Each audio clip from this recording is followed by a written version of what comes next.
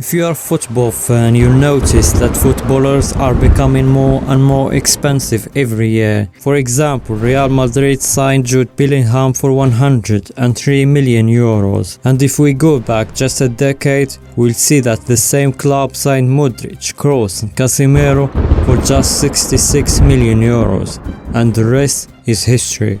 They dominated midfield for many years and are some of the best in history. From 66 to 103 million, they have 37 million left, with which they signed Ozil and Sami Khedira, and they have 5 million left. In fact, they signed Carvajal for just 6.5 million. So all those players who are now legends were signed for the same amount, whereas today you can only buy one player. Why is that? Why have all players become so expensive today? Well, that we are going to find out in this video. Sometimes the price of a player can rise simply because a lot of clubs want him at the same time, and this can be understood by the law of supply and demand in economics. When demand for a certain product rises, so does its price, and vice versa. Now you may say in the past the same thing was happening. In fact, you're a bit right, but it wasn't like that. In the past, football clubs could reach an agreement with a player without the press being informed, especially if the player wasn't famous. Today, it's almost impossible, especially with social media and the new generation of journalists who have good relations with players' agents. Anyone can find out about the deal, even if the player isn't famous. So when word gets out that a certain player is on the market and one of the clubs is interested in him, other clubs can compete for him, and in this way the price can soar and whoever pays the most can win the deal. Club profits have also increased, especially in the Premier League.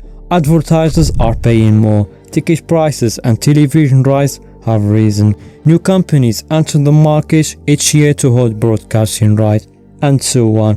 So the more money clubs have, the more they can spend. In fact, there has been an increase in the price of players, but if we take inflation into account, you'll see that they haven't risen as much as you may think. And I'm talking about good players here, because there are players who don't deserve all the money that's paid for them, but the prices of good players haven't risen very much. For example, in 2001, Real Madrid signed Zidane for more than 77 million euros.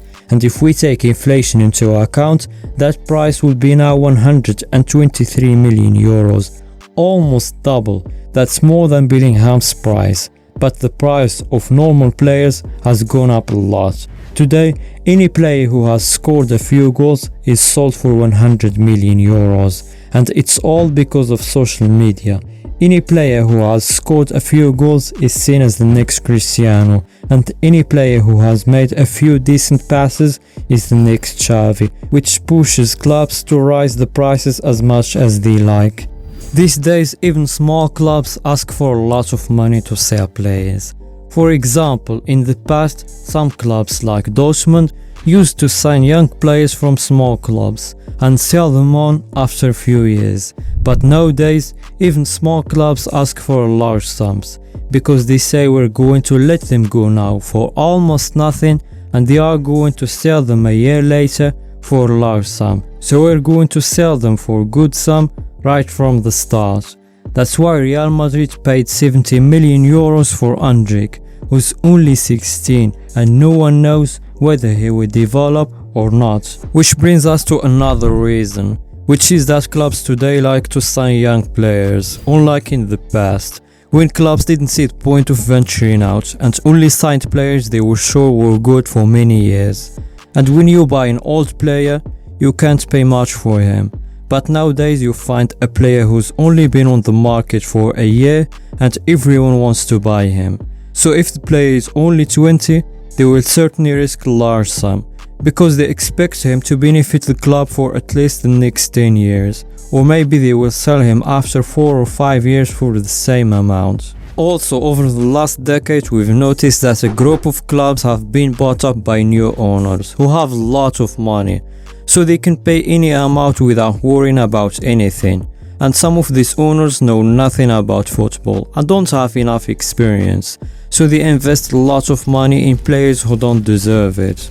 And many clubs know how to market their players and convince you that they are the best on the market, like Dortmund and Benfica, who are always buying new players who are not always good, but they know very well how to promote them, just like certain players' agents who can convince any club to pay any amount. And some clubs are obsessed with winning titles as quickly as possible, like PSG, who are determined to do whatever it takes to win the Champions League, so they spend crazy amounts of money on any player they think can help them win the title. And some clubs want ready-made players, because they can't wait for young talent to develop, so they turn to great players who aren't for sale. And if the player isn't for sale, the club can ask for any amount. So there are many reasons why players are more expensive today than they used to be. But we hope that they can create laws regulating the transfer market. And here I'm not talking about financial fair play, no. But for example, no player can exceed his price 100 million. So we'll see that the only good players are those who reach 100 million. And this can also give small clubs the opportunity to invest. Because if we continue like this, small clubs will disappear.